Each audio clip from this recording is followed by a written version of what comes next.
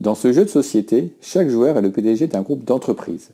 Il a pour mission de dégager des bénéfices et d'augmenter la valeur des entreprises de son groupe. Au départ, chaque joueur dispose de 3 entreprises choisies au hasard, de 1 000 € de trésorerie et d'une carte entreprise dite secrète. Chaque joueur a également en sa possession un marqueur de la couleur de son pion et de tableaux d'économique d'aide à la décision. Les joueurs perçoivent leurs bénéfices à la fin de chaque tour. 2 solutions s'offrent à eux pour augmenter leurs bénéfices. Soit se concentrer dans un secteur, soit nouer des alliances. Par exemple, nous voyons dans notre exemple que le joueur bleu a 2 entreprises dans le secteur d'énergie, Esso et Gazprom. Il touchera donc 900. Deuxième exemple, le joueur rouge noue une alliance avec le joueur bleu. Ils ont au total 3 entreprises dans le secteur, ce qui fait que le joueur rouge touchera 500, une entreprise détenue dans une alliance de 3, tandis que le joueur bleu touchera 1000, 2 entreprises détenues dans une alliance de 3 entreprises. Posséder plusieurs entreprises dans un même secteur augmente la valeur de ces entreprises.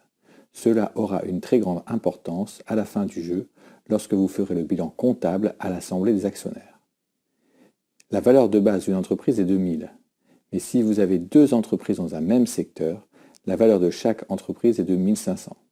Et si vous possédez toutes les entreprises du secteur, la valeur de chacune passe à 3000. Avant de commencer à jouer, vous devez déterminer les indicateurs de la conjoncture économique en lançant un dé. Si vous faites par exemple un 5, la croissance économique est forte, l'économie est en expansion et les bénéfices affichés dans le tableau sont multipliés par 2. Le taux d'intérêt, lui, est élevé et le coût du crédit est fixé à 30%. Ce niveau du taux d'intérêt aura son importance lorsque vous ferez des crédits. En classe de terminale, vous pouvez intégrer l'empreinte écologique des activités humaines, son incidence sur le climat et sur la politique climatique. Au départ, le niveau est fixé à 4. Maintenant, je vais vous expliquer les différentes cases du plateau. Commençons par la case acquisition. Lorsque vous êtes sur cette case, tirez une carte et choisissez ou non d'acheter l'entreprise proposée. Important, vous pouvez acheter une entreprise à crédit. Le crédit n'est accordé que pour l'achat d'entreprise. Il est donc important de garder de la trésorerie pour payer les dépenses courantes. Les intérêts du crédit sont à payer à la fin du cours. Par exemple, vous avez un crédit de 1000 non remboursé, vous devez donc payer 300. Vous pouvez au début de votre tour, avant de lancer les dés, rembourser un ou des crédits. Une autre case importante est la case alliance. En tombant sur cette case, vous avez l'opportunité de nouer une alliance dans un secteur d'activité avec un ou plusieurs joueurs. Vous pouvez aussi dénouer une alliance sur cette case.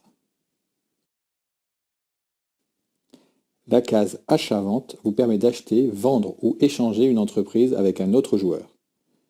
N'oubliez pas que vous pouvez recourir au crédit pour acheter une entreprise. Une autre occasion est offerte aux joueurs d'augmenter leurs bénéfices, la case quiz productivité. Le joueur précédent ou le maître du jeu pose une question de connaissance. Si la réponse est correcte, le joueur empoche 200. La case quiz leader, elle, propose à tous les joueurs de répondre à la question. S'il n'y a pas de maître du jeu, c'est le joueur qui précède qui pose la question. Le gagnant reçoit 150 des autres joueurs et 200 du joueur qui aurait donné une mauvaise réponse. Le contexte économique et social influence l'activité de votre groupe d'entreprise. En tombant sur la case Actualité, des informations économiques sont délivrées. Suivez les instructions écrites sur la carte. Des informations concernant votre groupe d'entreprise sont également données lorsque vous tombez sur la case Entreprise. Suivez également les instructions. Si un S est présent sur la carte, conservez la carte. Elle vous donnera des possibilités d'action supplémentaires au moment où vous le jugerez opportun.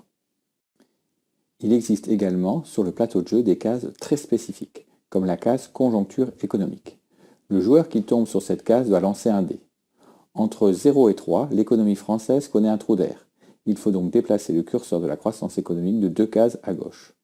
Au contraire, s'il fait entre 4 et 6, l'économie française connaît une embellie. Il faut donc déplacer le curseur de la croissance économique de 2 cases à droite.